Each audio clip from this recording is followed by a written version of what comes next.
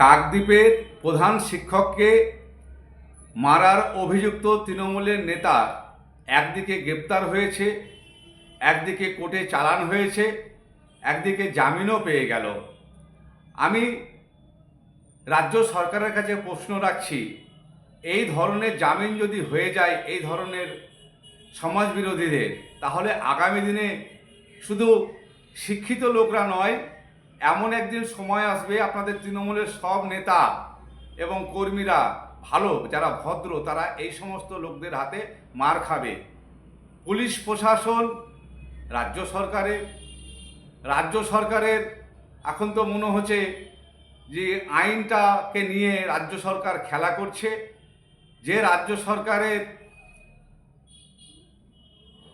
প্রধান শিক্ষককে মারা হলো, সে রাজ্য সরকারের কর্মী, তার বেলও হয়ে গেল। হায়রে আইন, হায়রে পুলিশ, হায়রে সিডি আর হায়রে এফআইআর। ধিক্কার জানায় রাজ্য সরকারের পুলিশকে।